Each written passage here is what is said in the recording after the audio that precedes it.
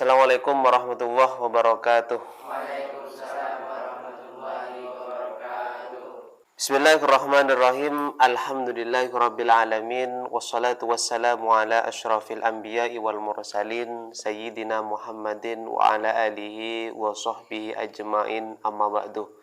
Alhamdulillah, pada malam ini kita bisa bertemu kembali dalam kegiatan ngaji kitab Bulughul Maram, yaitu kitab yang merangkum beberapa hadis yang membahas tentang masalah hukum-hukum fikih ya.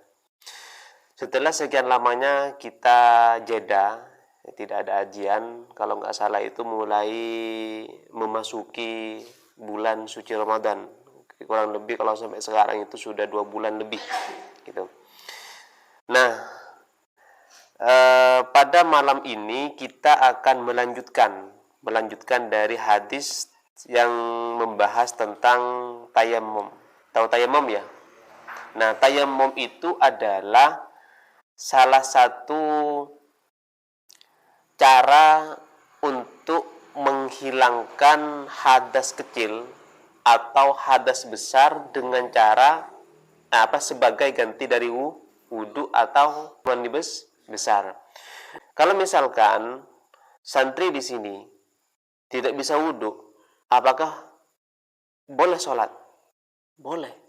Terus katanya wudu menjadi syarat sahnya Jadi kalau sampean nggak wudu, sholat ini nggak sah, percuma. Walaupun bacaannya bagus, walaupun ruku, sujudnya dan segala rukun-rukun sholat itu terpenuhi, tapi kalau tidak wudu, nggak sah sholatnya, alias percuma.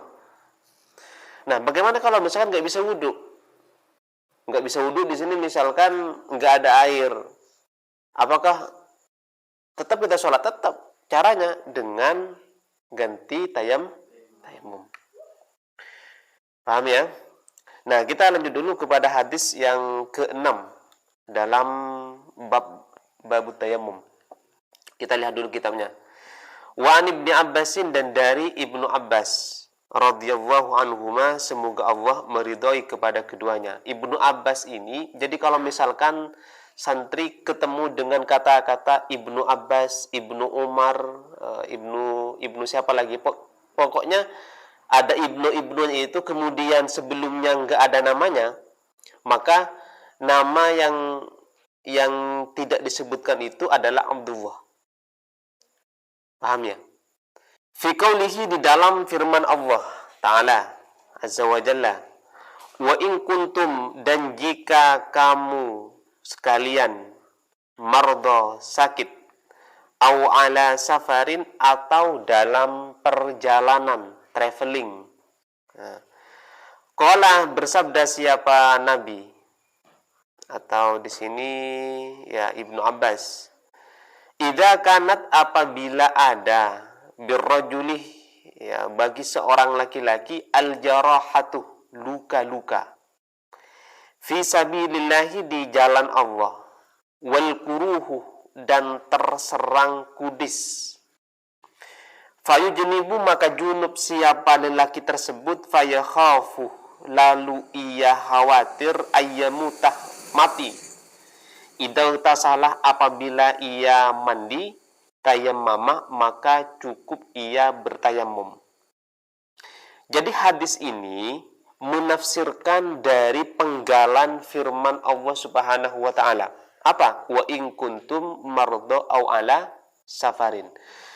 Maksud dari penafsiran ini menjelaskan atau menunjukkan tentang seorang laki-laki yang bepergian, misalkan ya, bepergian tujuannya positif. Apa? Fisabilillah. Di jalan Allah di sini bukan hanya berperang, bukan hanya itu. Jadi fisabilillah ini misalkan sampean cari ilmu ke Jogja, ke Jakarta, ke Bandung, atau ke Surabaya misalkan.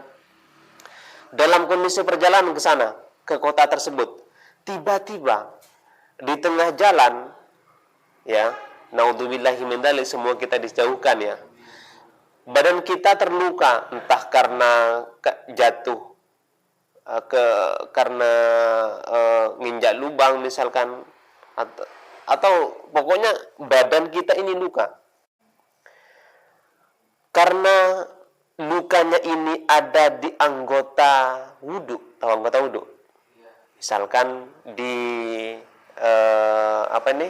pergelangan tangan, atau di lengan, atau di anggota luar wudhu, yang itu sebenarnya wajib dibasuh kalau mandi besar.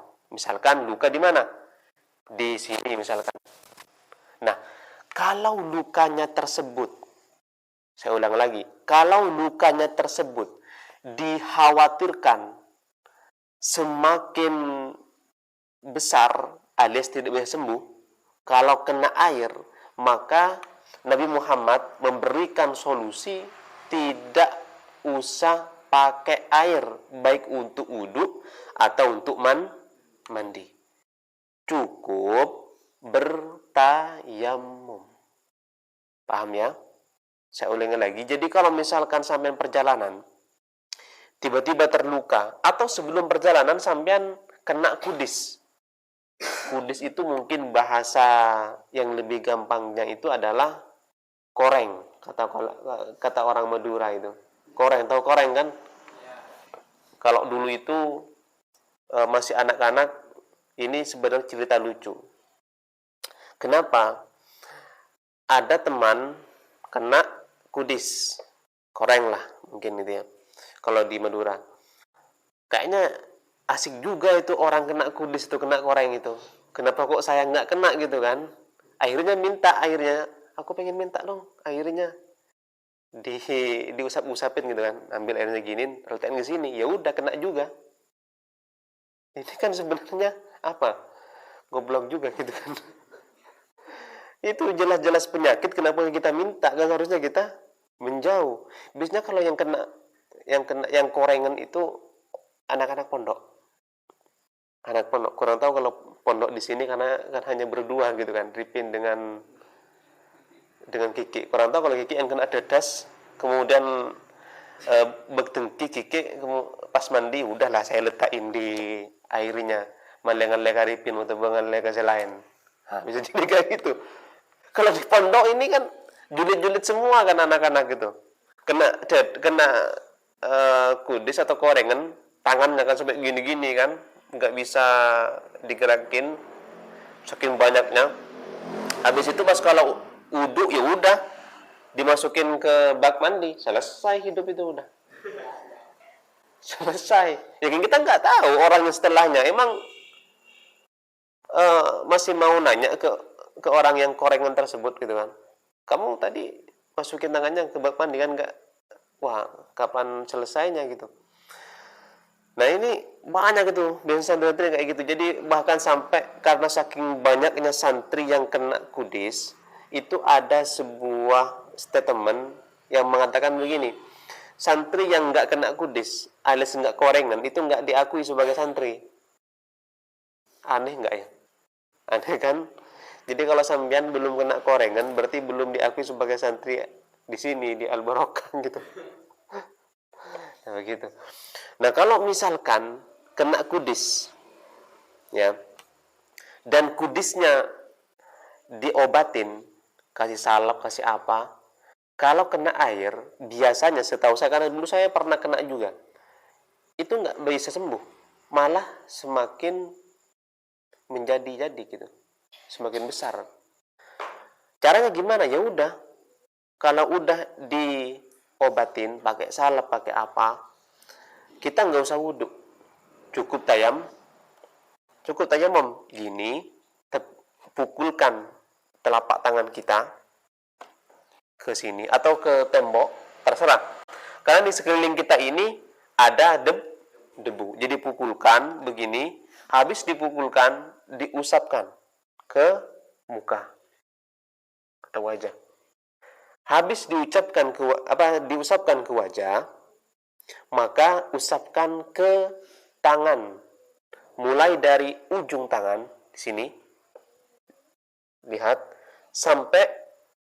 bisa sampai sini, sampai siku, Ada sebagian ulama yang mengatakan sampai pergelangan tangan. Ini kan pergelangan tangan ya. Jadi dari sini ujung tangan usapin, tes sampai sini. Ini kan belum kena, langsung giniin, balik, putar.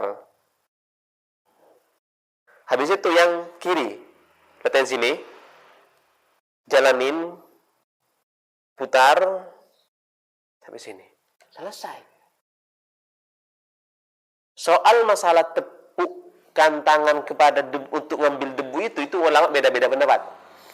Ada yang mengatakan cukup satu kali pukulan untuk wajah dan kedua tangan. Ada yang mengatakan 2 kali pukulan, 1 kali untuk wajah, yang kedua untuk tangan. Paham? Begitu. Ada yang dari sini sampai sini, terserah, bisa juga. Ada yang sampai sini, terserah. Itu sudah bisa sholat. Itu kalau dalam kondisi terluka.